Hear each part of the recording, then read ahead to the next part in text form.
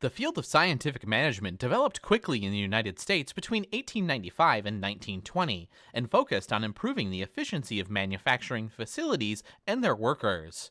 About the same time, equally important ideas about bureaucratic and administrative management were developing in Europe. Henri Fayol, an experienced French CEO, published his ideas about how and what managers should do in their jobs, known as administrative management, in General and Industrial Management of 1916. Though his work was not translated and widely recognized in the United States until 1949, Frenchman Henri Fayol was an important contributor to the field of management as Taylor was. Like Taylor and the Gilbreths, Fayol's work experience significantly shaped his thoughts and ideas about management. But whereas Taylor's ideas changed companies from the shop floor up, Fayol's ideas were shaped by his experiences as a managing director or CEO and generally changed companies from the board of directors down.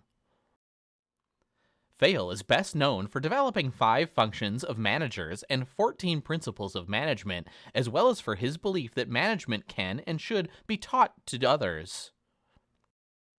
The most formative events of Fayol's business career came during his years as managing director of an integrative steel company that owned several coal and iron ore mines and employed 10,000 to 13,000 workers.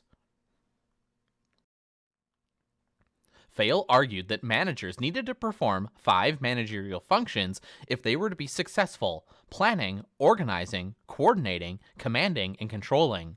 Because most management textbooks have dropped the coordinating function and now refer to Fayol's commanding function as leading, these functions are widely known as planning, determining an organization's goals and a means for achieving them; organizing, deciding where decisions will be made and who will do what jobs and what tasks; leading, inspiring and motivating others to work hard and achieve organizational goals; and controlling, monitoring progress towards goal achievement and taking corrective action when needed.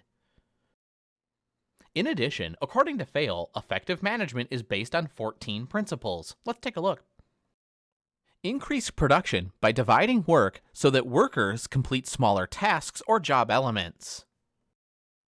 A manager's authority, which is the right to give orders, should be commensurate with the manager's responsibility.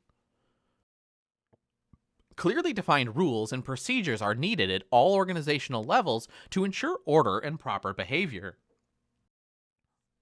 To avoid confusion and conflict, each employee should report to and receive orders from just one boss. One person and one plan should be used in deciding the activities to be carried out to accomplish each organizational objective. Employees must put the organization's interest and goals before their own.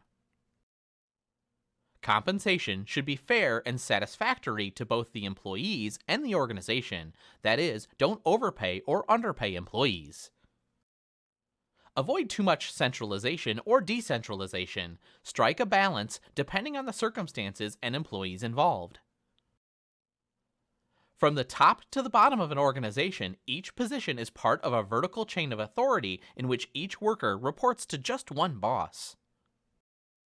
To avoid confusion and conflict, order can be obtained by having a place for everyone and having everyone in his or her place. In other words, there should be no overlapping responsibilities. Equity. Kind, fair, and just treatment for all will develop devotion and loyalty. This does not exclude discipline if warranted and consideration of the broader general interests of the organization. Stability. Low turnover, meaning a stable workforce with high tenure, benefits an organization by improving performance, lowering costs, and giving employees, especially managers, time to learn their jobs. Because it's a great source of strength for businesses, managers should encourage the development of initiative or the ability to develop and implement a plan in others. Develop a strong sense of morale and unity among workers that encourages coordination of efforts. Administrative management is an important part of the management history.